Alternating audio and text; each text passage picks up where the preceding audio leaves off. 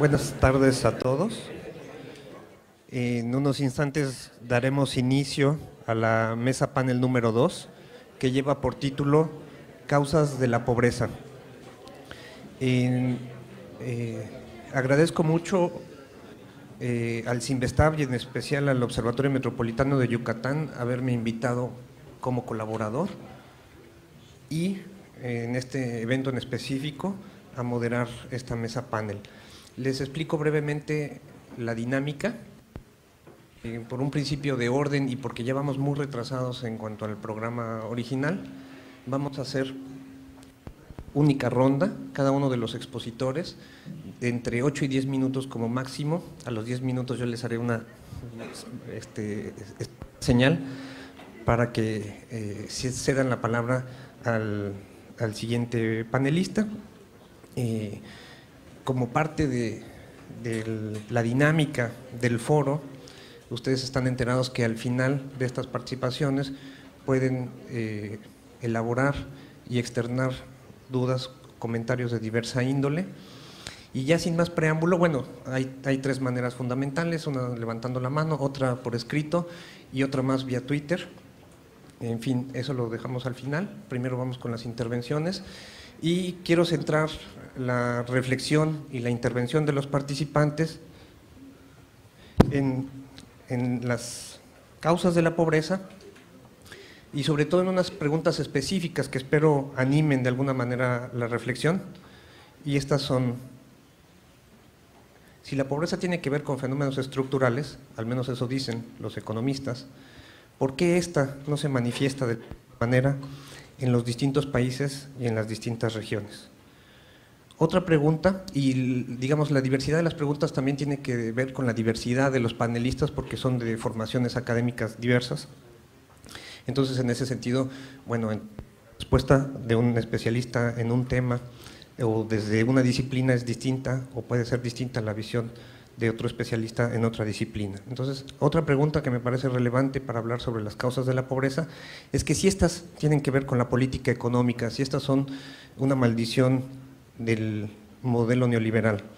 Otra pregunta que quisiera plantear para animar la mesa es si la pobreza tiene como fundamento fenómenos culturales o si está más bien relacionada con aspectos demográficos, por ejemplo el género, la edad o el origen étnico.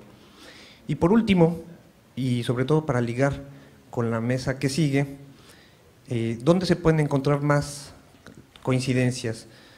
¿En las causas para explicar la pobreza o en las formas de combate? Yo pienso que aquí está, me parece, el meollo del asunto, porque a la pobreza se la tiene muy bien identificada, se han explicado mucho y de diversas maneras y de distintas disciplinas cuáles son sus causas, pero las formas de combate, que es lo que atañe propiamente a la siguiente mesa, ahí ya no hay ninguna coincidencia o casi ninguna coincidencia, o depende mucho de posturas ideológicas.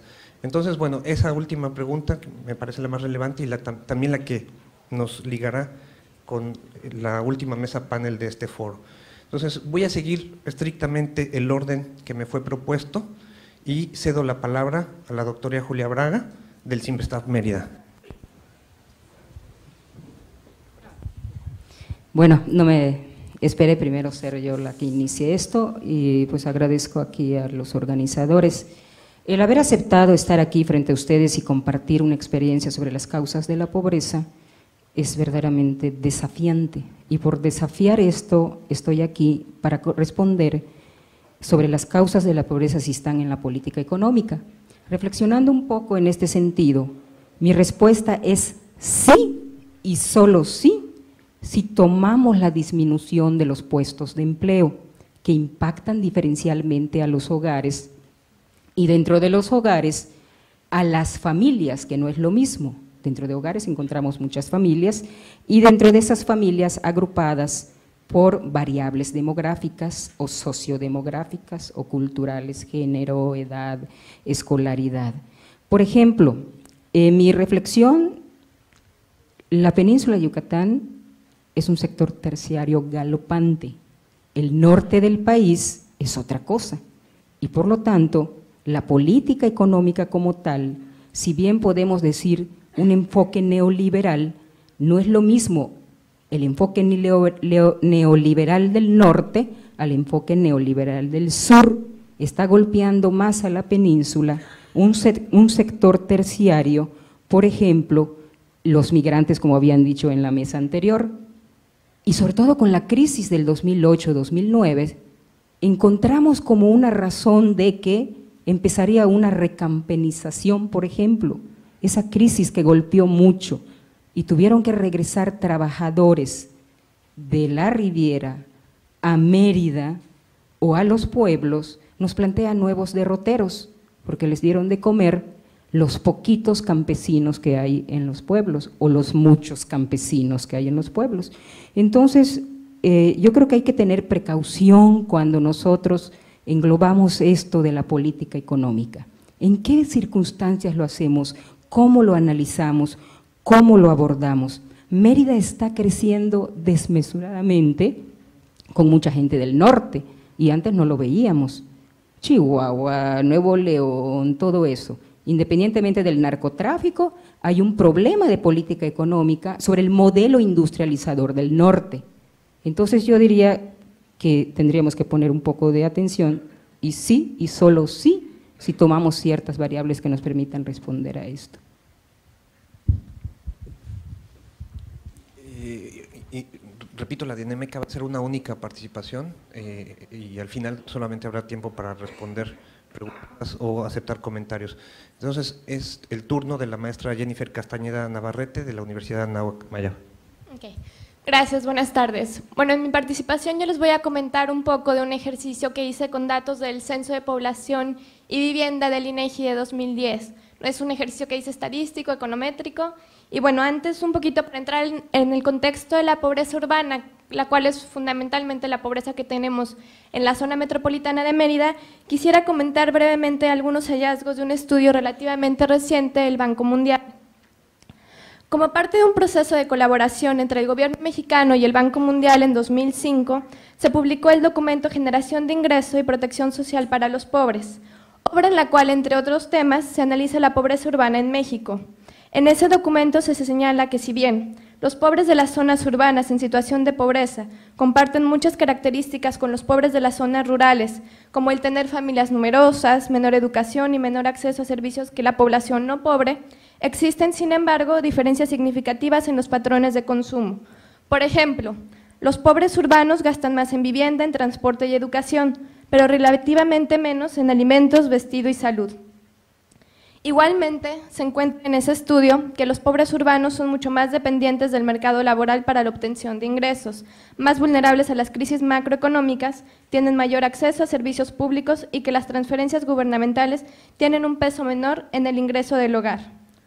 Otro hallazgo se refiere a la heterogeneidad en los niveles de bienestar entre áreas urbanas y al interior de ellas, con las consecuentes implicaciones para los mecanismos de focalización de los programas de protección social.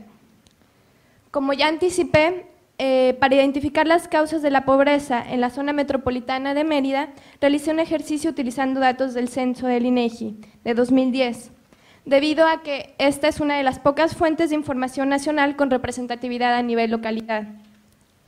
Dados los datos disponibles, opté por un enfoque monetario para determinar los niveles de bienestar, empleando para tal efecto datos de ingresos por trabajo que proporciona el censo, así como las líneas de bienestar estimadas por el Consejo Nacional de Evaluación de la Política de Desarrollo Social, Coneval, que es un poco lo que ya comentó el doctor Alejandro Guevara acerca de las líneas de pobreza. Ajusté el ingreso por equivalencias y economías de escala conforme a los criterios que igualmente adopta Coneval ya en su última metodología multidimensional. La medida de pobreza que utilicé fue la brecha de pobreza al cuadrado de la clase de medidas Foster-Greer-Torbeck, que explicó espléndidamente el doctor Alejandro Guevara, la cual, a diferencia de otras medidas que únicamente nos dicen si una persona es pobre o no, en este caso esta medida también proporciona información sobre la severidad de la pobreza y la desigualdad que existe al interior de la población pobre. Así, para identificar las causas de pobreza, utilicé lo que se conoce como un modelo Tobit truncado, a la izquierda siendo la variable dependiente esta brecha de pobreza al cuadrado, mientras que las variables explicativas fueron sexo, edad, origen étnico, ocupación del jefe de hogar, tasa de dependencia y la escolaridad promedio del hogar, así como 3 variables que indican si el hogar se localiza en un área considerada como rural, si recibe algún apoyo del gobierno y una más para indicar si recibe transferencias de familiares. ¿Qué fue lo que encontré? Respecto a los cálculos de la brecha de pobreza al cuadrado, encontré para el conjunto de la zona metropolitana de Mérida un valor promedio de 0.010, inferior al valor nacional que estudios previos han observado de entre 0.122 y 0.125. Algo interesante que pude observar es que si bien Mérida presenta los menores porcentajes de población en situación de pobreza, no así en cuanto a la severidad y desigualdad de la pobreza, es decir, en los valores de esta brecha de pobreza al cuadrado, siendo en este caso Umán y Canacín los municipios con menores valores, seguidos por Mérida, Concal y Progreso, mientras que Ucú presenta tanto mayores porcentajes de pobreza como mayores valores de la brecha de pobreza al cuadrado.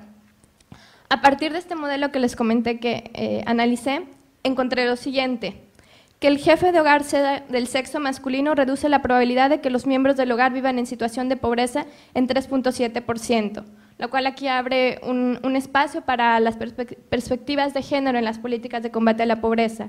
Un año más de escolaridad promedio del hogar reduce la probabilidad en 0.4%, mientras que los hogares que se encuentran en las áreas que aún pueden identificarse como rurales dentro de la zona metropolitana presentan una probabilidad 2% menor de presentar pobreza. Por otra parte, observé que las variables que incrementan la probabilidad de que los miembros del hogar vivan en situación de pobreza son las siguientes: que el jefe de hogar sea indígena, identificado esto con que habla alguna lengua indígena, incrementa la probabilidad en 0.8%. El incremento de una unidad en la tasa de dependencia aumenta la probabilidad en 0.8%. Los hogares donde el jefe de hogar tiene 60 años o más, que es esto que ya se comentó en el foro, presentan una probabilidad 7% mayor de vivir en situación de pobreza. Respecto a la posición en el trabajo, ser jornalero, ayudante o trabajar por cuenta propia incrementan la probabilidad de 9, 10 y 6.2% respectivamente de que el hogar presente pobreza. Por otra parte, recibir transferencias del gobierno o de familiares no parece estar contribuyendo significativamente a cerrar la brecha entre pobres y no pobres, encontrándose que ambas variables incrementan la probabilidad de que el hogar sea pobre en 2 y 4%, respectivamente. Ahora, analizando la variación que genera la educación promedio del hogar en el valor de la brecha de pobreza al cuadrado, se tiene que se requerirían 5 años más de escolaridad en promedio del hogar para reducir a cero la brecha de pobreza al cuadrado de la zona metropolitana de Mérida. No obstante lo anterior, al analizar regresiones separadas para cada municipio, un poco para identificar si las causas son homogéneas en toda la zona metropolitana o si son distintas en cada uno de los municipios que la integran, encontré que que los resultados difieren entre sí, tanto en signo como en magnitud. Por ejemplo, en el caso de Concal, los años de escolaridad promedio del hogar no fueron encontrados un factor significativo para explicar la pobreza de los hogares, mientras que el hecho de que el jefe de hogar sea jornalero reduce la probabilidad de que el hogar se encuentre en situación de pobreza en 5%. Esto último también se observó para Umán, con una reducción de 2.5%. Por otra parte, Mérida fue el único municipio donde el origen étnico del hogar fue un factor significativo y asociado con un incremento en la probabilidad, severidad y desigualdad de pobreza, mientras que Ucú fue el municipio en el cual el efecto de los años de escolaridad promedio del hogar en la reducción de la pobreza fue mayor, requiriendo 4 años más de educación en promedio para reducirla a 0. Esto es, 1 año menos que el promedio de la zona metropolitana de Mérida, que fue de 5 años, aun cuando la brecha cuadrada de pobreza en Ucú es mayor, porque es el que presenta un mayor valor, tanto de porcentajes de pobreza como de esta brecha al cuadrado. Bueno, para concluir, la zona metropolitana de Mérida, conformada por los municipios de Concal, Canacín, Mérida, Progreso, Ucú y Umán, es un área heterogénea, que debe gran parte de su dinámica actual a la actividad enequenera desarrollada en el siglo XIX, época desde la cual Mérida se erigió como el centro comercial y financiero del Estado. Es posible identificar causas de la pobreza comunes a todos los municipios de la zona metropolitana de Mérida, e incluso con la información analizada podría caracterizar a un hogar promedio no pobre de esta región como aquel donde el jefe de hogar es del sexo masculino, con alrededor de 40 años de edad, es no indígena, con un nivel de estudios igual o superior al bachillerato, trabaja como empleado y no recibe transferencias de familia o gobierno. Sin embargo, cada municipio muestra una problemática propia, donde las relaciones entre la capital y la periferia, así como entre los espacios rural y urbano, se configuran de forma distinta. 6 realidades interrelacionadas que deben ser comprendidas y atendidas. Gracias. Mil gracias, maestra Jennifer Castañeda. Ahora es el turno del doctor Eduardo Bajori, de CEDUMA. Sí, buenos días.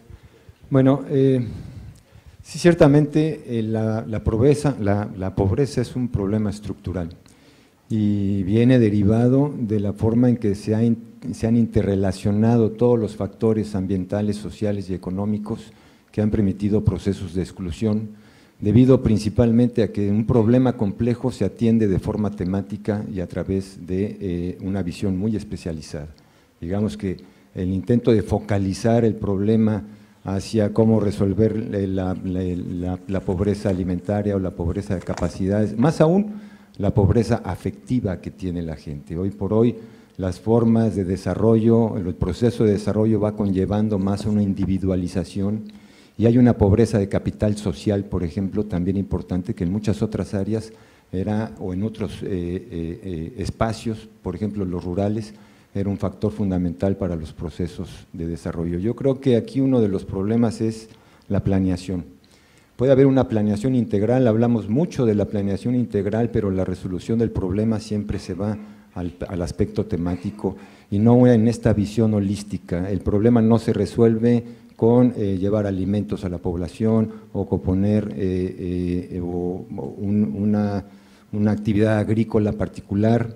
Las mismas leyes, normas, reglamentos conllevan a la criminalización de muchas de las actividades que tradicionalmente se realizan en la entidad. Por ejemplo, el carbón, el pago del Procampo, paga por tumbar y quemar 100,000 hectáreas, sin embargo el aprovechamiento integral que hacen los campesinos y dejar un poco de madera para hacer carbón y venderla, son delincuentes ambientales porque se ve desde la perspectiva forestal y entonces tienen que pagar 500,000 pesos para hacer un estudio forestal y de impacto ambiental y quién se lo resuelve.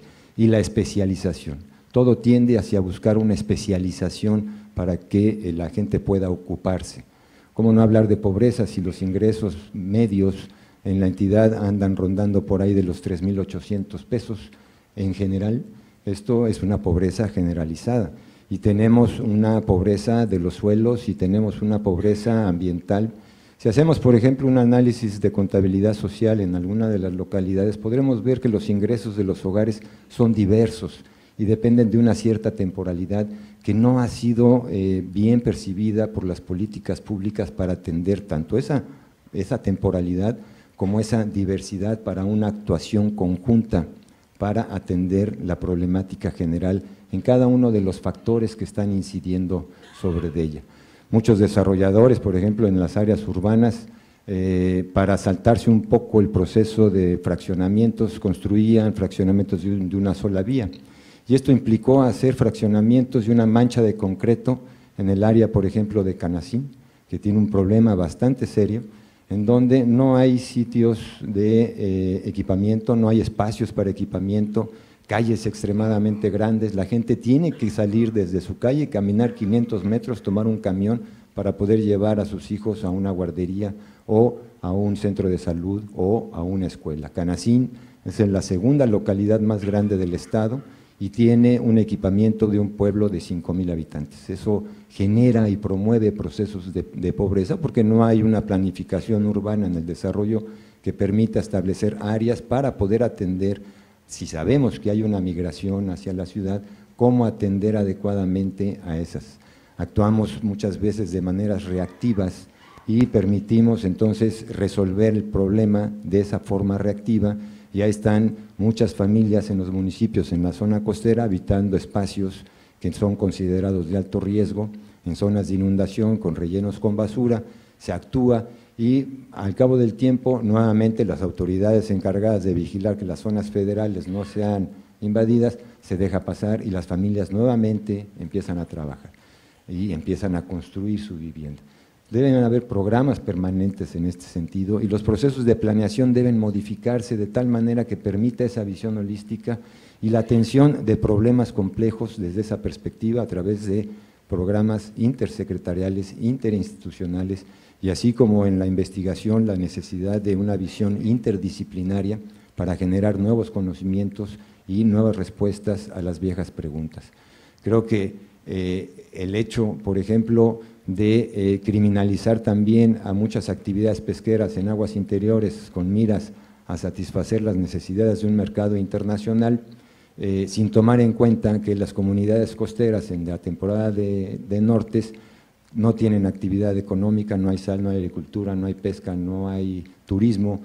Lo que sale es la ciénega, hay una dinámica, se va llenando la ciénega, vienen los nortes, meten camarón, la gente va a comer camarón y a vender un poco de camarón porque tiene que mandar a los hijos a la escuela y el camionero no le recibe el camarón, o para comprar el jitomate, o para comprar la fibra necesaria que necesitan en la zona costera. Y sin embargo, no hay un impuesto o un pago de compensación para poder establecer trabajo, empleos para rehabilitar y restaurar servicios ambientales tan necesarios para que esa especie camarón pueda crecer, reproducirse y alimentarse en las áreas costeras y salir hacia el mar. O sea, hay procesos de inequidad buscando estos mercados internacionales y lo mismo sucede. A veces es más barato comprar en el exterior los alimentos y en la zona metropolitana la concentración en los centros comerciales que han estado desplazando a las tienditas de la esquina, los Oxxos que están desplazando a las tiendas de abarrotes, la concentración de la riqueza en pocas manos, la pérdida de equidad y la falta de distribución de los ingresos que se generan, es una de las causas también de la pobreza que hay en la región.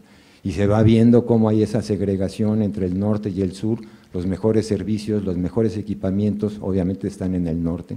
Terrenos que todavía pueden estar baldíos ya tienen tuberías de agua potable, mientras que en Canacín hay que romper todas las calles para volver a poner tuberías de mejor tamaño debido a este crecimiento anárquico que se dio, y esos son costos que la sociedad asume a través de las políticas públicas para pagar las tuberías nuevas, y ese recurso debió haberse utilizado para mejorar las condiciones de vida de los migrantes que vienen llegando y ocupando espacios.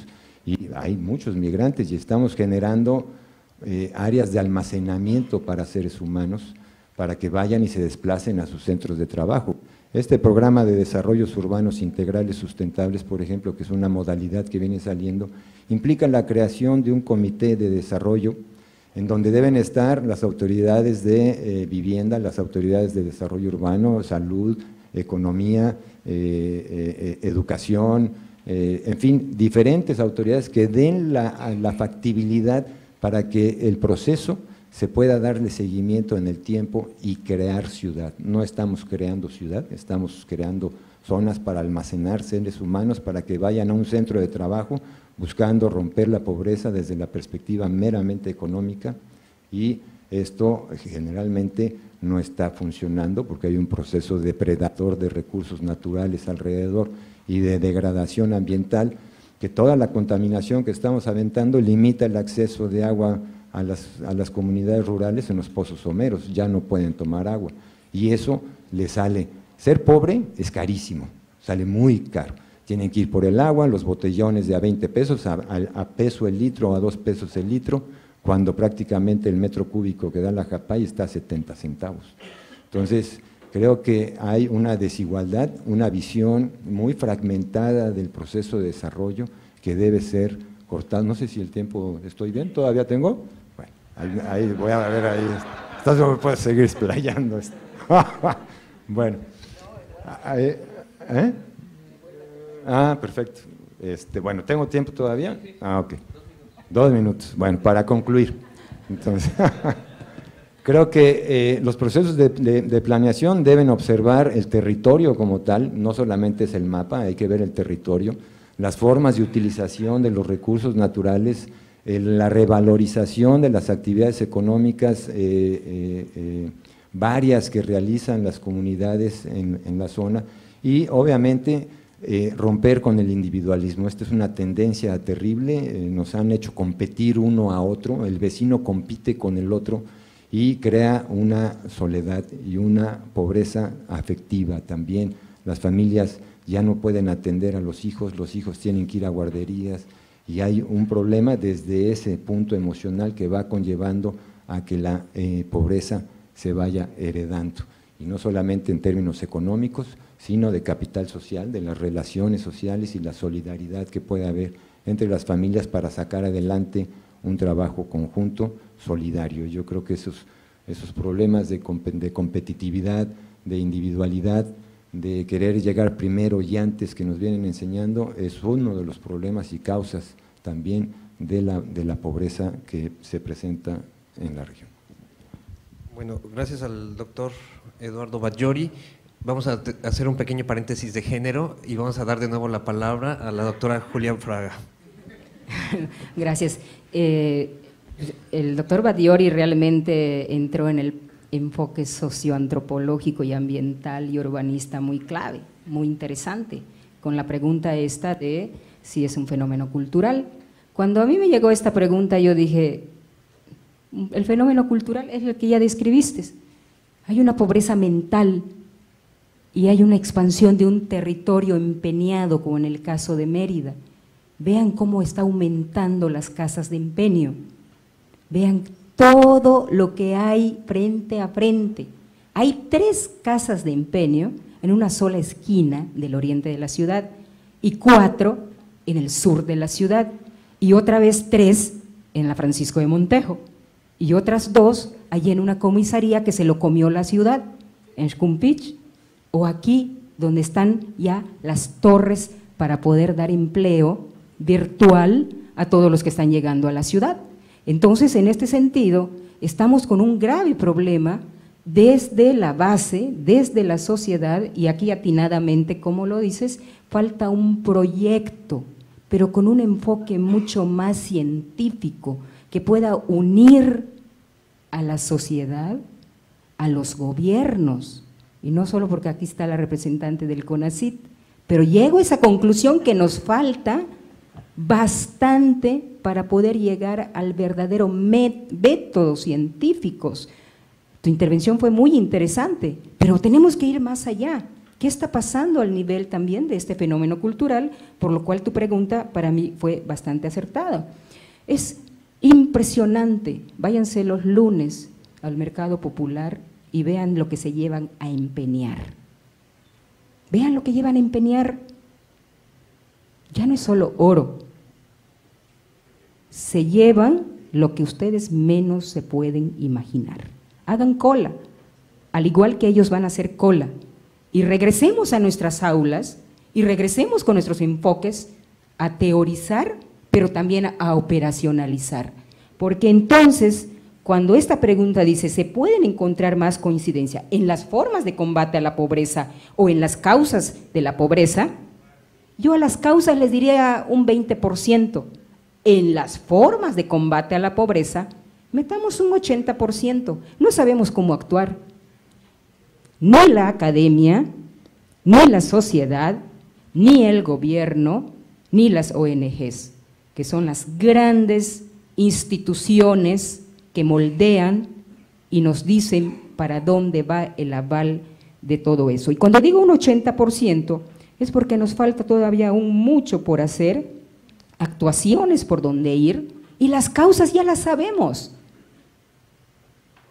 Muchos de estos escritos están ya, se requieren 177 años de un individuo para ver qué hay en internet, o para ver las películas del YouTube que ya se subió. ¿Cuánto es nuestra esperanza de vida en este mundo? 79 para las mujeres y 74 para los hombres, si metemos cuestiones de género. Entonces, ¿cuántas generaciones necesitamos para llegar a entender que las causas de la pobreza están ya escritas y ya están reflexionadas, y que solo la gente que tiene inteligencia dentro de estos sectores institucionalizados podemos realmente buscar estrategias conjuntas de combate a la pobreza? ¿Sí? Y en ese 80% es donde las instituciones incluso nos ganan. Por eso ahí las perspectivas diversas que tenemos.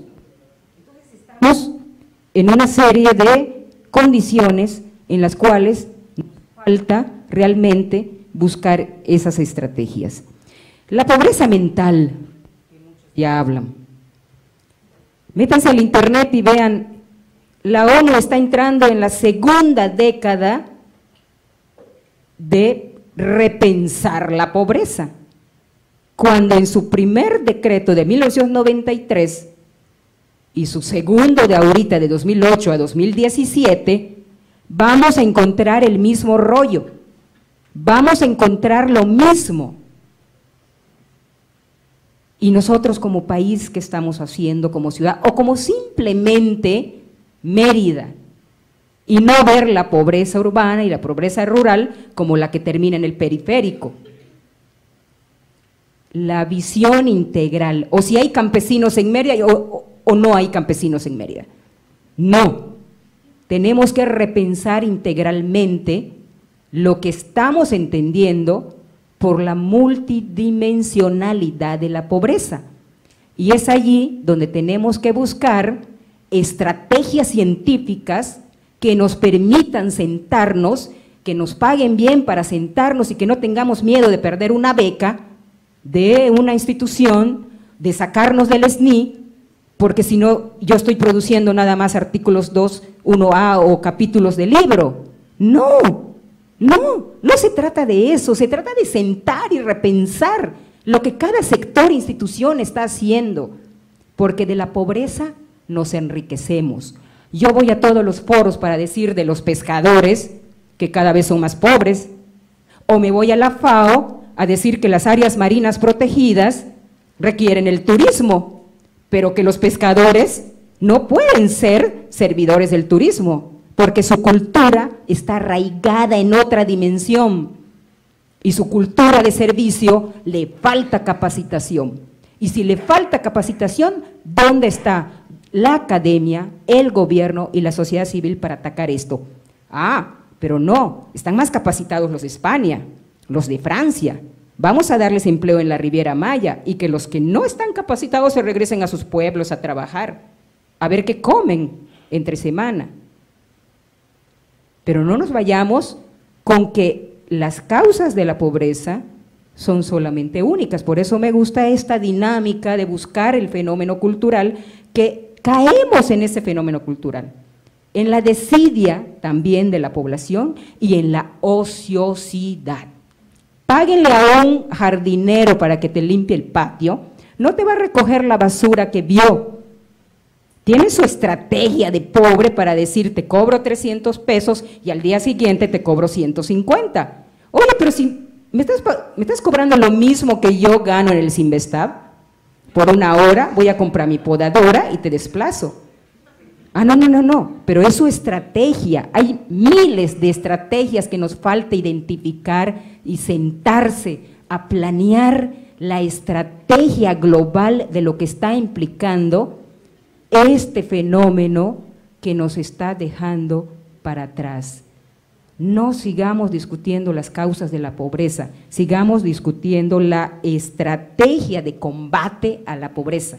Y allí es donde las políticas públicas también tienen que hacer su papel. No porque estés aquí te lo estoy diciendo, pero las políticas públicas de que le están dando todo a la gente en la mano. ¿Y saben qué hacen? Lo primero que hacen, la fachada de la casa. Váyanse en cualquier barrio de acá, los subsidios se van a mejorar la fachada de la casa, porque precisamente mi vecino ya mejoró su fachada. Y cuando el niño está enfermo, empiezan a ver qué van a empeñar, quién amigo le va a dar o quién familiar le va a dar. ¿Y saben quién se los da? Nadie, porque las familias están desintegrándose, como en la intervención anterior, se están individualizando, están haciendo casi lo mismo que hacen los cubanos en La Habana. ¿Ah? ¿Y nosotros qué estamos haciendo para reflejar esto? Ahora sí me pasé, yo creo, pero se lo regreso por cuestiones de género, sí, aquí, bueno, al gracias, siguiente compañero. Gracias, doctora. Yo me voy a permitir un breve comentario. Se supone que los moderadores nada más moderamos, pero yo creo que esa es la virtud de estos foros, que integran la reflexión del campo académico con el campo de los funcionarios y desde luego con la sociedad civil. Y bueno, hay muchos alumnos participando, eso también es como un efecto multiplicador, porque no solamente discutimos entre especialistas, sino las generaciones que vienen ya también están preparadas o digamos en sintonía con estos temas.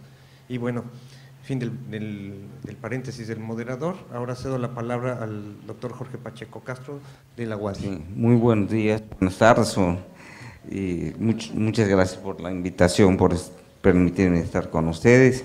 Y para comenzar, pues yo sí quisiera diferir un poco de lo que la compañera aquí nos señala con respecto a que no hay que considerar las causas de las pobrezas, sino cómo acabar con la pobreza, con la combate.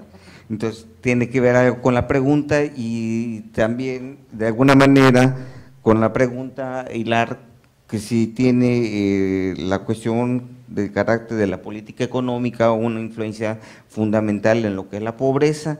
Y yo le diría aquí una cuestión que no solamente es económica, sino que, y esto va pegado con lo que yo difiero con la doctora Fraga, con respecto a que sí es necesario recordar el origen de la pobreza, porque la pobreza no sale de la nada, no surgió de la nada, es histórica, es estructural, es política y es económica.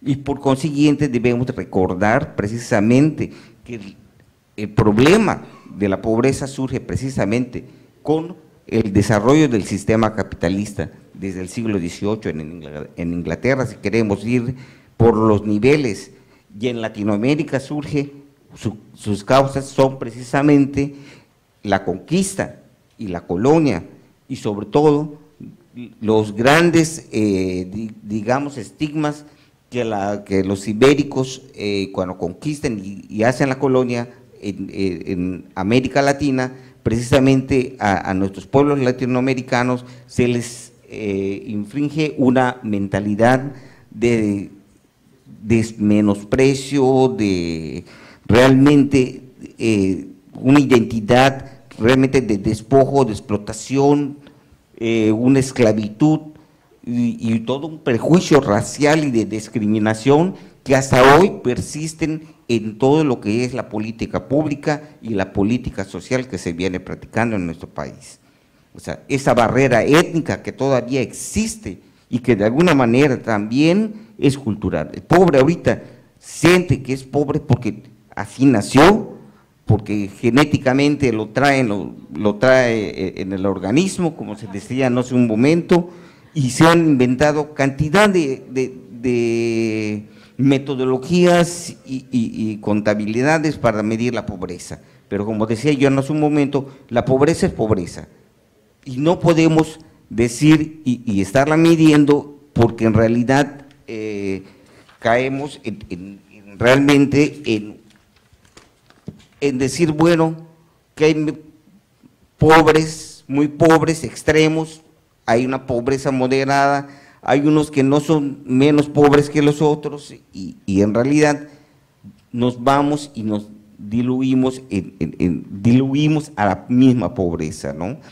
Esto en nuestro país, por ejemplo, otro de los orígenes de la pobreza están precisamente en el movimiento independentista que se da en 1810, luego con la revolución y de allá para adelante hasta los años 70 con toda esta política asistencialista que se da precisamente en nuestro país y que digamos tiene cierto momento progresista cuando por ejemplo con el periodo cardenista se reparten las tierras y se acaba con el sistema feudal de las haciendas y por consiguiente con el echar la fuerza de trabajo hacia afuera para que sea explotada por un nuevo modelo de desarrollo que el moderno Estado mexicano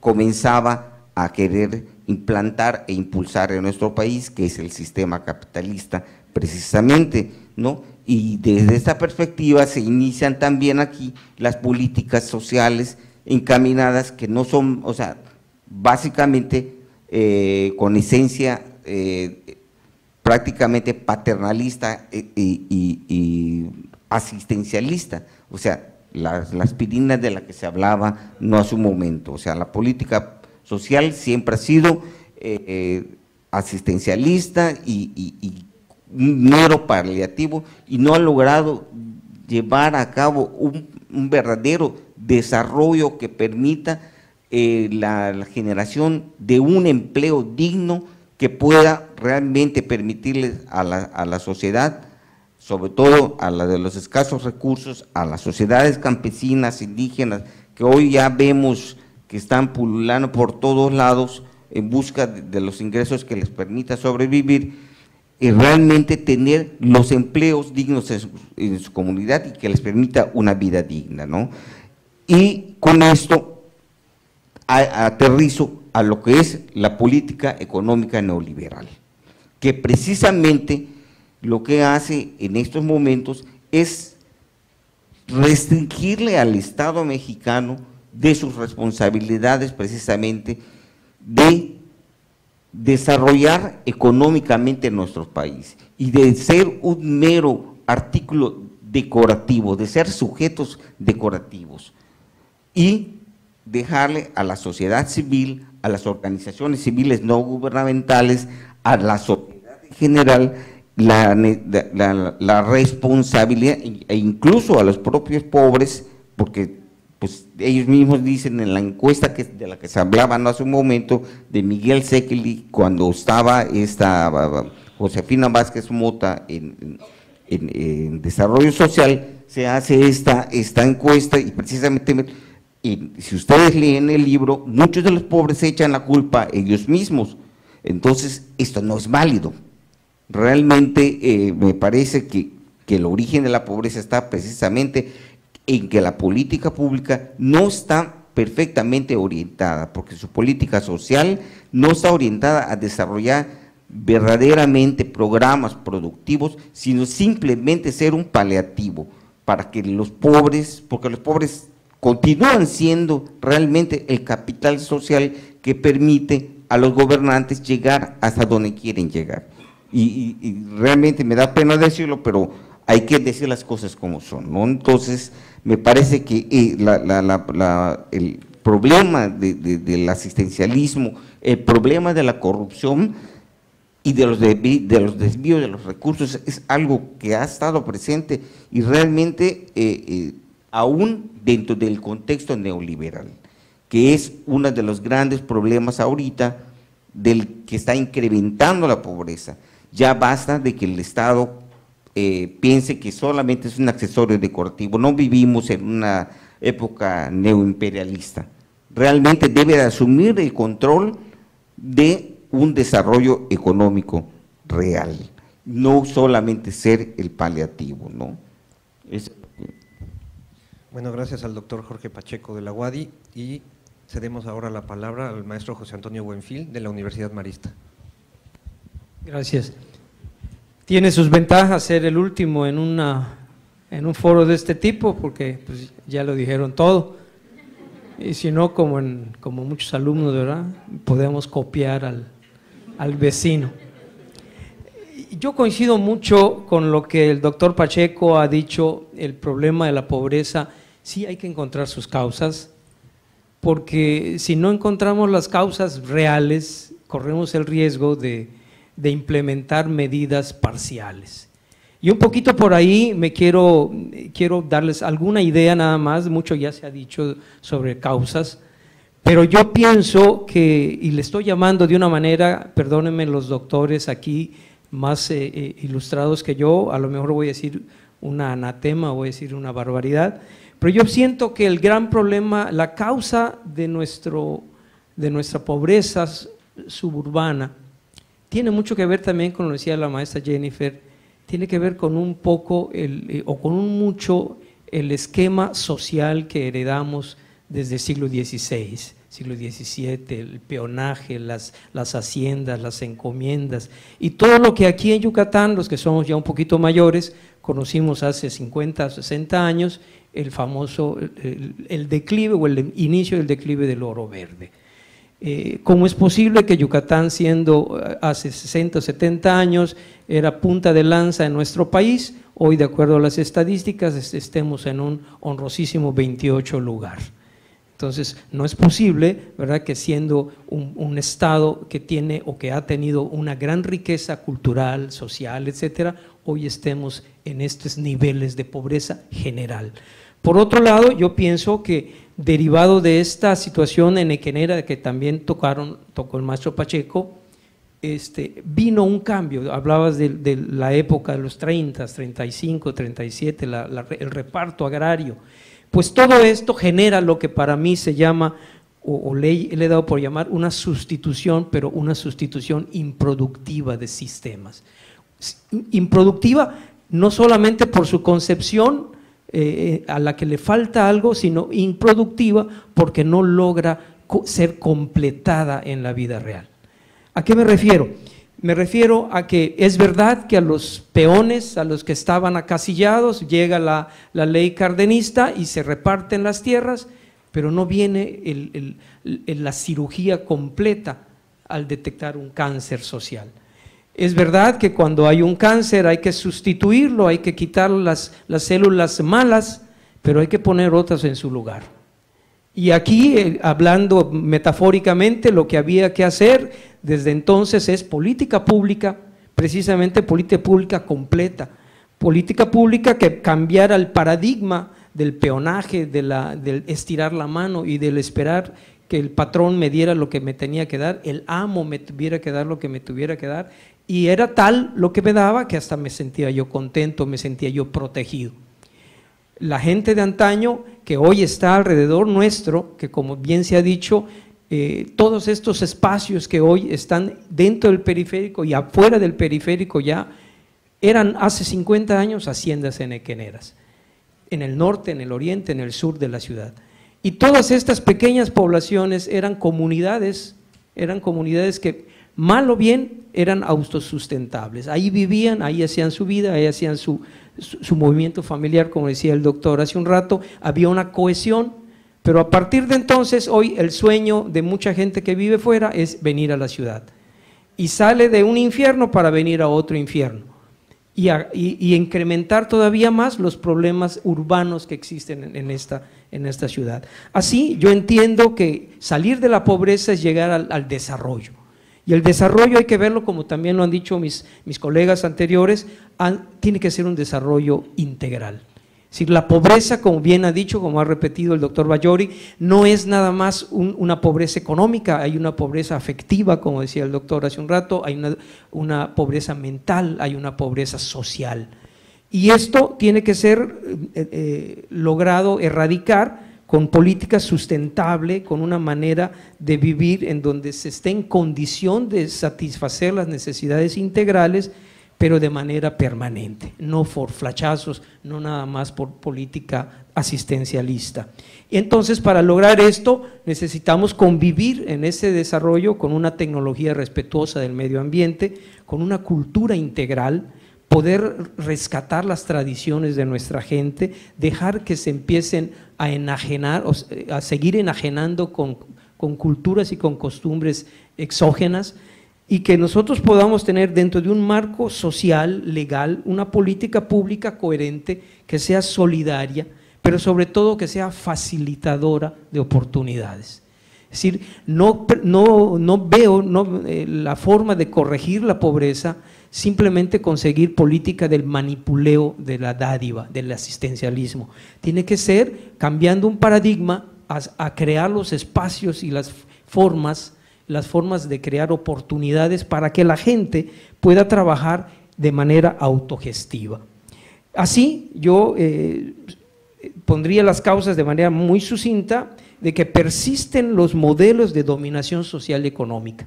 A pesar de que se han repartido las tierras, hoy dense una vuelta por las comisarías, las 37 comisarías y subcomisarías que hay en Mérida, y la mayoría de la gente lo que está esperando es que la mancha urbana vaya llegando para vender su tierra, si es que no ya la vendió. Y la vende a un peso para que después, con algún poco de infraestructura, se hagan enormes espacios de vida subcampestre o campestre, que se venden a muchos miles de dólares. Tenemos una cultura derivada de modelos que han sido superados históricamente, pero que se siguen repitiendo. Hoy ya no es el amo, el patrón, sino ya es el sistema el que está dominando a la gente. Hoy las causas las vemos en que las posibilidades de desarrollo económico autónomo de las propias comunidades que nos están rodeando, y los barrios de la ciudad están siendo rebasados porque no encontramos fórmulas para poderles dar a aquellas personas una manera de salir adelante. Persiste otra clase de dependencia, una dependencia manipuladora. Yo te voy a dar, pero después te voy a pedir, y te voy a pedir de diferentes maneras. Entonces encontramos como causa también de pobreza que existe una subordinación ignominiosa, la gente que se vende por una torta, por un chaleco o por un juguito. Impiden todo esto el desarrollo integral. Estos agravantes, mis queridos colegas y estudiantes, desde mi punto de vista, se ven agravados hoy en este sistema en el que también tocaba el doctor y la doctora, del neoliberalismo. Hoy estamos en una época en donde la famosa revolución de las teorías, de las técnicas de comunicación, que antes no existían, hacían que la gente se quedara satisfecha, se quedara tranquila. Por eso la encuesta de la doctora Vázquez Mota, ¿sí? Es verdad, el pobre no se siente pobre porque no sabe qué pasa más allá de su pueblo, ¿sí? Pero hoy, con solo prender la televisión, sabes lo que está pasando en el mundo. Y con solo prender la internet, tu mente empieza a volar y empieza a soñar y empiezas a conocer cosas que antes eran desapercibidas. Es verdad, el determinismo histórico como filosofía, pues puede hacer que a la gente que es pobre, ellos mismos no se sienten pobres, porque no se ven como pobres. Pero basta que empiecen a tener contacto con el mundo globalizado a través de la internet, a través de la televisión, para que entonces te des cuenta de la distancia que hay. Es cierto que Mérida, incluyendo la zona conurbada, no es tan pobre como Tatsiú o como Mayapán o como otros municipios, o como Chemash.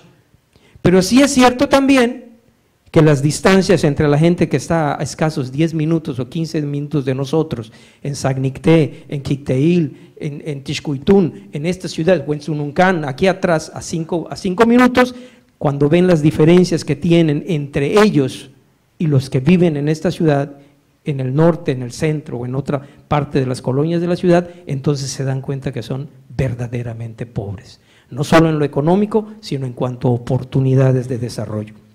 Y concluyo con algo que si antes el determinismo y la aceptación eran suficientes para mitigar la apariencia de pobreza, hoy eso ya no es posible. Hoy el efecto de la pobreza se refleja en la personalidad de nuestra gente sencilla. La gente que tiene baja autoestima, la gente que siente que no tiene ánimo, la gente que ve que no hay esperanza para salir adelante, y peor aún, la gente que se conforma con lo que ya tiene. Y coincido plenamente con la doctora Julia cuando dice, es verdad, las causas ya están apalabradas, ya se han dicho de muchas formas, pero es preciso volverlo a decir. Es preciso sacarlo a la luz, es preciso que los jóvenes estudiantes, futuros investigadores lo sepan, y es preciso coincidir, y ahí estoy perfectamente de acuerdo, es preciso que coincidamos todos, como aquella bella canción que canta Lupita Pineda, ¿verdad? Es preciso coincidir precisamente en las soluciones, en ponernos de acuerdo, sector investigación, sector universitario, sector público, sector social, ponernos a trabajar para encontrar junto del gobierno, todos los niveles de gobierno, tener que ponernos a trabajar en cómo mitigar la pobreza con fórmulas que de verdad sean efectivas. Muchas gracias. Gracias, maestro José Antonio Buenfil. Nos quedan unos cuantos minutos para ceder la palabra al público. Doctor, por favor, ¿alguien le puede facilitar un micrófono?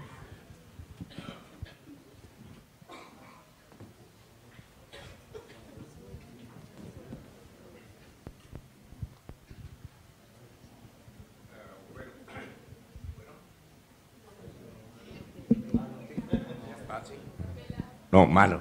Ah, ya. El lado bueno y el lado malo. Estoy en el lado bueno, parece. Bueno, un comentario a una idea que aquí se ha estado manejando, me parece, 2 veces por los panelistas, y es en relación a esta pregunta que apareció en aquella encuesta de Cedesol, de cómo se perciben los pobres, que ellos mismos no se perciben pobres.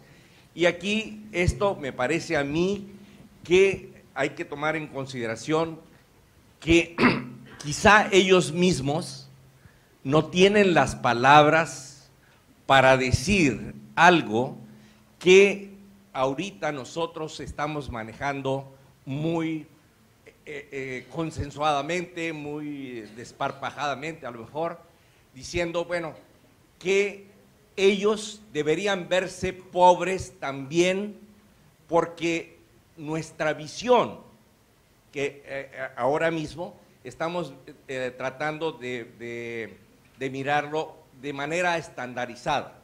Es decir, ellos deberían sentirse pobres porque no viven igual como vive la gente en Mérida, porque no viven igual como vive la gente en el Distrito Federal. Qué terrible que ese señor que no vive cómodamente, que no vive bien, que es agricultor, que está en condiciones, no sé, allá en la selva, no se sienta un lacandón, no se sienta pobre en realidad, porque cuando yo le pregunté si se sentía pobre, no es. En otras palabras, lo que nos está diciendo es que ellos están defendiendo la diversidad cultural, que nosotros estamos empeñados en negar, en quitarles, porque entonces la pobreza, todo lo que estamos diciendo aquí, las causas de la pobreza, tendrían que ser precisamente algunas de las variables, decir que el empeño que ha habido de los gobiernos, de nosotros, de muchas ideas, de estandarizar a todos los diferentes grupos étnicos y culturales. Entonces, yo lo que estoy diciendo es que, ¿saben qué? La dimensión cultural, en el sentido de la afirmación de la diversidad, tendríamos que también rescatarla. Es verdad que, bueno, el sueño, la idea de la esperanza occidental o de México en general, es que todos vivan con televisor, que todos tengan radio, que todos tengan, etcétera. Todo eso es una forma de vida con la cual estamos diciendo, a ver, usted, señor, yo le estoy viendo pobre, usted se mira pobre, pues porque no tiene televisión, porque no tiene todo, y en cambio tiene otras condiciones materiales, otras condiciones, pues, en pocas palabras, lo que tendríamos que rescatar y ser un poco más críticos es que precisamente nuestra idea de pobreza no debería de agredir a las formas culturales que estamos realmente menospreciando, que estos diferentes grupos, ellos tienen una forma de vida, tienen un patrimonio cultural que nosotros no entendemos y no queremos entender y se lo estamos negando. Entonces, ¿por qué? Porque las políticas públicas de combate a la pobreza, las políticas públicas, en fin, la idea son estándares, están generalizadas para todos. Entonces, eso es, yo creo, no sé, lo pongo en consideración de ustedes que me digan algo al respecto. Vamos a recuperar varios comentarios y de nuevo damos la palabra a los panelistas. Aquí había una intervención antes, por favor. Después dos allá atrás. Un poco respetar el orden de cómo levantaron la mano.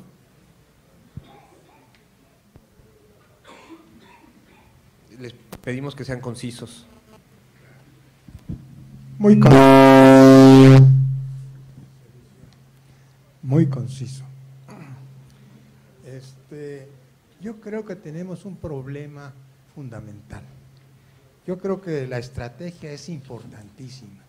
Yo también creo que las causas están muy discutidas. Es más, como se mencionó hace un rato, no es la misma causa en un lugar y en otro. Cambian las causas. Entonces las causas van a cambiar de una localidad a otra, de un grupo a otro. Sin embargo, yo creo que hay algo en común para todos nosotros y esas son las necesidades básicas del ser humano. Necesidades de cultura, necesidades de salud, necesidades de ingreso, necesidades de baja vulnerabilidad o un sistema, un esquema que le permita superar las crisis. Dicho esto, entonces, la estrategia es fundamental y cuando definimos estrategia definimos lo que decía el doctor Bajori, ¿no? Ah, que necesitan dinero, ahí va un subsidio de dinero. Es decir, se nos olvida que existe, que las causas las causas se vuelven efectos y que los efectos se vuelven causas. Esto es que estamos viviendo un proceso dinámico. Esto lo han llamado algunas personas, es que tenemos un esquema mental mecanicista, es el proceso mecanicista de Newton, ¿verdad? Y que ahora está haciendo… Allá abajo, justo de la cámara y después enfrente, había dos participaciones.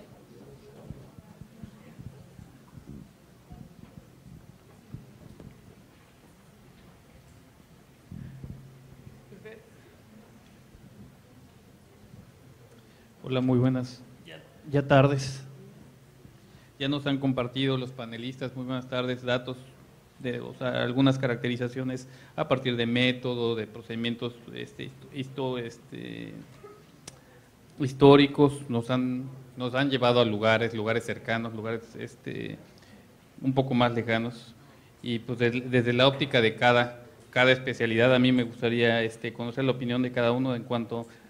Estamos hablando de causas y voy a retornar a magnitud. O sea, la medida de identificación como causa en nuestro entorno específicamente, hablando de Yucatán, no de Bengala, o sea, no de Europa, para poder observar más claramente respuestas, para identificar o calificar claramente si las intervenciones de política pública pueden ser adecuadas. O sea, se ha abordado cuestiones de familia y cuestiones de lugares, pero a mí sí me gustaría conocer la opinión acerca de las medidas de identificación para nuestro entorno, para poder dar respuestas a intervenciones de política pública. Bueno,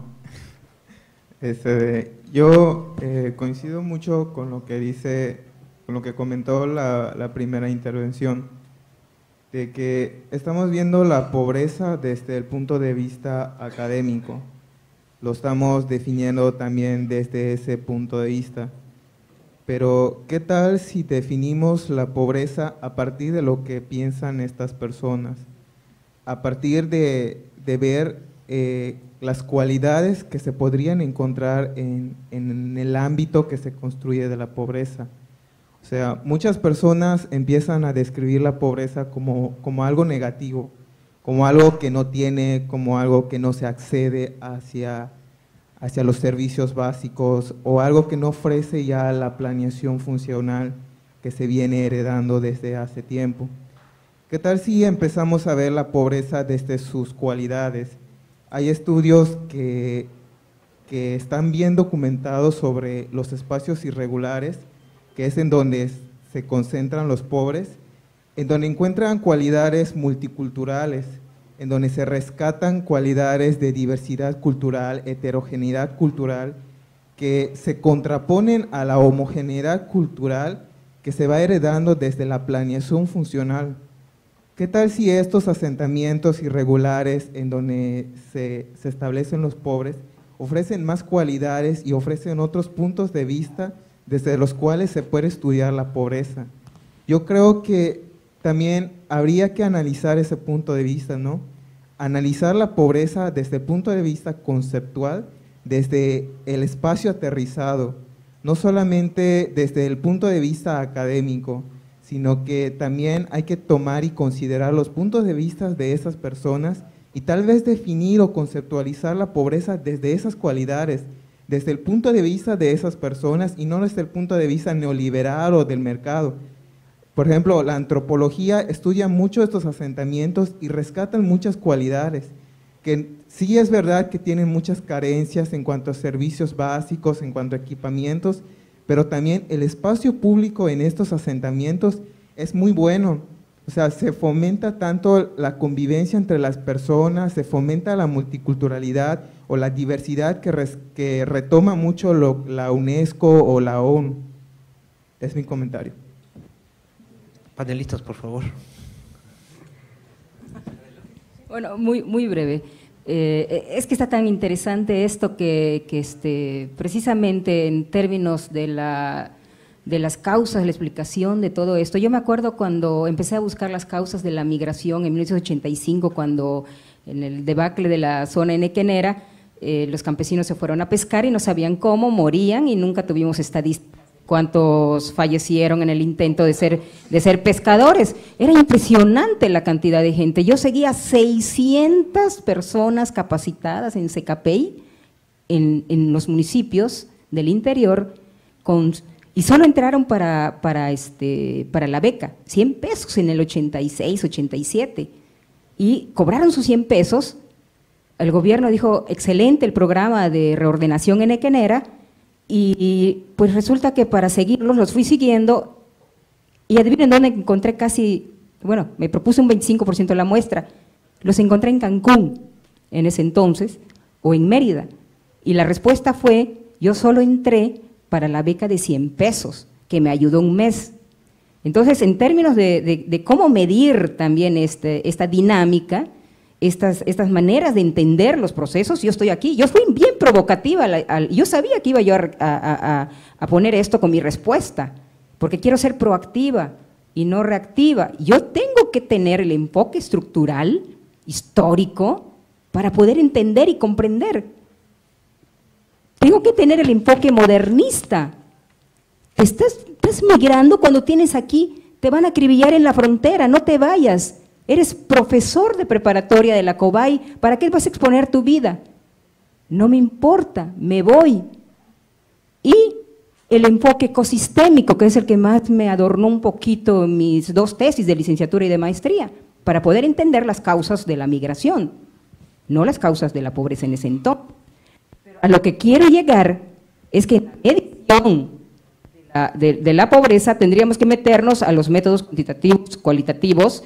Siempre estamos divorciando las ciencias sociales, cuál es la mejor ciencia, la economía o la demografía, pero no la antropología social. Nos falta unirnos más en ese sentido. Y la percepción de la pobreza, pongamos un ejemplo, váyanse a un gremio, y en un gremio, en 24 horas, van a gastar 80,000 pesos. Y si es un gremio de gente de la Riviera que trabaja duro, que solo gana propinas, van a reunir y tienen un sistema organizativo excelente. Su gremio es el mejor. Se acabaron, uno 40,000, otro 80,000. Y yo digo, qué economía tan irracional, qué pensamiento tan irracional de acabarse eso en 24 horas. Durante un año, trabajando duro para hacer eso. Pudieron haber hecho estanques de tilapia, pudieron haber hecho esto, pudieron haber hecho lo otro, pero resulta que se benefició no solo el párroco del pueblo, porque logró vender todas sus figuritas del patrono, del santo patrono o algo así, y la iglesia por un día mete la cantidad de dinero que no metió durante un año. El flujo de dinero en un pueblo, véanlo, ahí es ahí donde me gustaría unirme con algún economista para explicar esto y la magnitud de la pobreza. Bueno, yo sí quisiera decir un poco, compañero, que acaba de terminar su intervención con respecto a un poco ver románticamente la pobreza. Yo creo que hasta cierto punto es muy difícil realmente encontrar felicidad dentro de la pobreza. Yo creo que hay que vivir, eso te lo permite ver la etnografía, el sentir, sufrir la pobreza. Yo creo que es indescriptible y solamente ellos lo pueden ver, saber, solamente ellos se lo pueden decir. Y con respecto a lo que decía Otón, ciertamente hay que pues respetar la cultura, pero la cultura no es la cultura de la pobreza como la que señalaba Oscar Leus.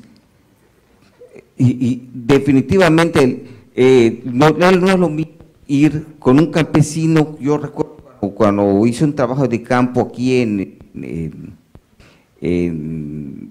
San, y me decía, bueno, un hombre pobre es aquel hombre que no tiene en su troje maíz, que no tiene ni siquiera qué comer mañana, que no tiene ni pepita, no tiene calabaza, no tiene gallinas, no tiene esto, no tiene… Ese es un hombre pobre.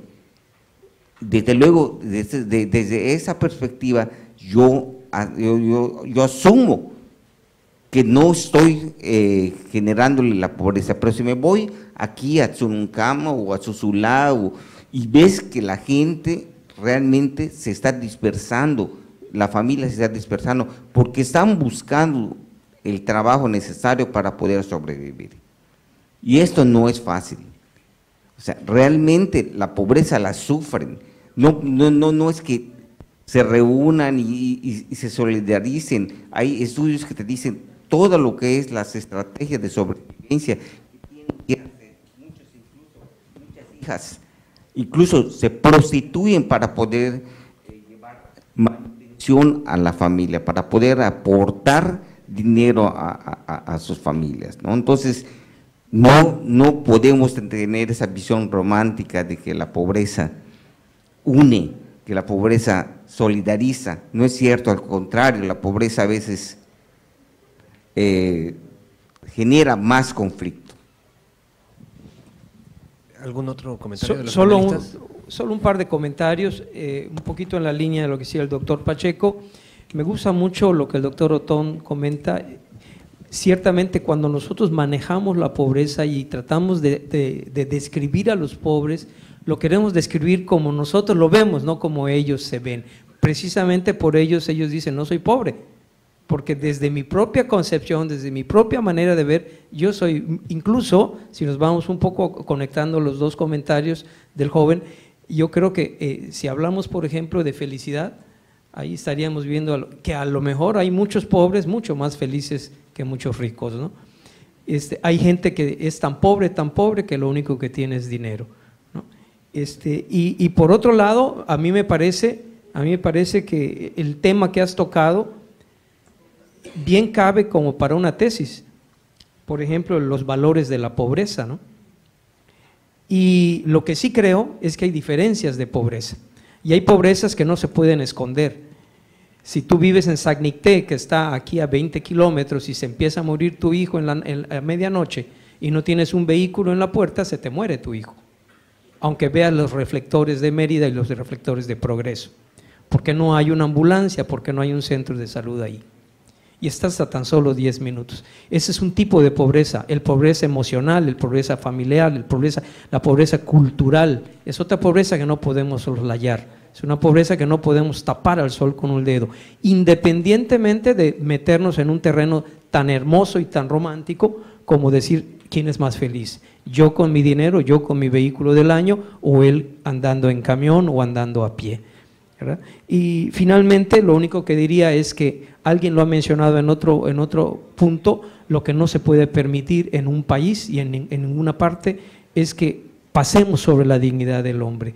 Y por la dignidad, y muchas veces se pasa sobre la dignidad del hombre por la pobreza, porque es pobre. Y lo que tenemos que garantizarle a esa gente es que tenga acceso a los servicios elementales básicos, y por eso tienen que coexistir eficientemente los sistemas de un sistema de servicios básicos, un modelo con el modelo capitalista, si tú lo quieres ver así, pero el modelo no asistencial, pero sí el modelo de bienestar, garantizarle a la gente los servicios básicos, ¿no? Gracias. Creo que coincido mucho con la percepción, con lo que mencionaba el doctor Otón, cómo estamos considerando la pobreza y cómo queremos imponer nuestra visión de pobreza hacia los demás, ¿no? Es muy curioso ver que en algunos de los pósters que se han sacado sobre la reserva de Montes Azules sale un lacandón como parte de la fauna silvestre, digamos, que hay que proteger en la reserva, ¿no? Entonces, y como es pobre y además es folclore y etcétera, ¿no? Es como hoy por hoy en el uso de los transgénicos, Yucatán no hubo consulta pública porque en Yucatán no hay pueblos y comunidades indígenas, entonces no es necesario hacer una consulta pública. Esos son procesos de exclusión, y no porque sean indígenas o no, sino porque no hay una consulta en este caso. ¿Cuál es la visión con la que estamos enfrentándonos a explicar la realidad? Si es una visión positivista, una persona neutra, especialista, que va y se enfrenta y piensa que puede explicar la realidad desde su punto de vista, la realidad se construye. Y si vemos o tratamos de explicarlo desde otras teorías, desde teorías estructuralistas, por ejemplo, tal vez veamos que las condiciones de pobreza son diferentes. En Bután se mide la felicidad interna bruta, no se mide el Producto Interno Bruto. Entonces, bueno, es una cuestión también de percepción. Yo conozco muchos pescadores que son muy felices con lo poquito de dinero que pueden sacar, pero tienen todo, en realidad tienen muchas cosas que son más que yo, ¿no? En términos de cuestiones materiales pudiera ser, ¿no? Si una casa, si un terreno, si un esto, si un otro, tienen mucho más cosas materiales. El problema es cómo estamos promoviendo que la gente piense que es pobre, ese es un punto, y que debe basarse en los valores que muchas veces el mercado le está imponiendo, basados en la vanidad, basados en procesos narcisistas, basados en procesos egoístas, en que debes de tener un carro, y si no tienes un carro eres pobre y eres menospreciado y no vales, y las chicas no se te van a acercar. Si te pones un axe para las maduras y para las jóvenes, y todo es una cosificación, ¿no? Y vivimos a través de los contenidos, entonces, y nos perdemos en el ello, ¿no? Entonces, la pobreza es un ello que pues hay que atenderla por ahí, a quién la atiende y cómo la atiende, y vamos a darles, y se vuelve asistencial, porque pues bueno, hay una filantropía, hay un negocio en la filantropía también extremadamente fuerte, pues hay procesos de deducibilidad de impuestos, hay procesos también muy importantes en donde, bueno, vamos a repartir recursos y métele al redondeo, y entonces pues que las otras compañías de nativos deduzcan sus impuestos y pues tú nada más pones 10 centavos, ¿no? Pues es qué rico, pero entonces, bueno, los impuestos para dónde están yendo también, ¿quién realmente está pagando o no está pagando impuestos para que pueda promoverse un proceso de desarrollo? En fin, creo que ahí hay todavía mucho que decir, pero yo podría mencionar ya para finalizar que el pobre podría estar usando, es ejemplar en el uso adecuado de los recursos naturales. Usa el agua, lo aprovecha al máximo, la recicla, utiliza sus pocos ingresos de la mejor manera, la luz de la mejor manera. Un rico podría ser un derrochador de recursos naturales excesivo y es a veces hasta ofensivo, pues la manera en que se derrochan los recursos de tal manera, mientras que vemos necesidades tan apremiantes en aquellas personas que consideramos pobres, ¿no?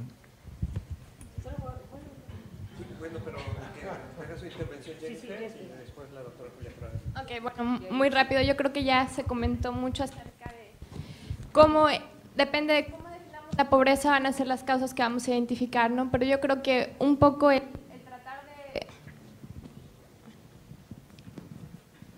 de buscar un enfoque más incluyente, que si bien es mucho más complicado de medir, sería seguir un enfoque como el de Amartya Sen, ¿no? El ver el acceso, las oportunidades. Es independiente si una persona opta o no por entrar a la universidad, pero tener el acceso a ello, ¿no? Y ahí es un poco el respeto cultural, el decir, bueno, cada quien tiene una visión distinta de lo que es desarrollo y no tiene que ser necesariamente la visión occidental. Pero el hecho de que se tenga el acceso a que puedan ir al doctor, independientemente que quieran o no hacerlo, el acceso a la educación, etcétera, ¿no? A salud, claro, ¿no? Y bueno, ya la explicación de las causas y después buscar las estrategias para tratar de reducir la pobreza, yo creo que tiene que ser necesariamente un trabajo interdisciplinario, ¿no? No creo que haya una ciencia que tenga la razón, sino que debe ser una complementariedad de todos los puntos de vista. Bueno, pues enlaza exactamente con lo que yo pensaba comentar aquí. Para el próximo foro propongo educación y TICs, la personalidad virtual de la pobreza y la personalidad real en la vida cotidiana de la pobreza. Gracias. Bueno, con esto damos por terminada esta mesa panel y voy a entregar los reconocimientos.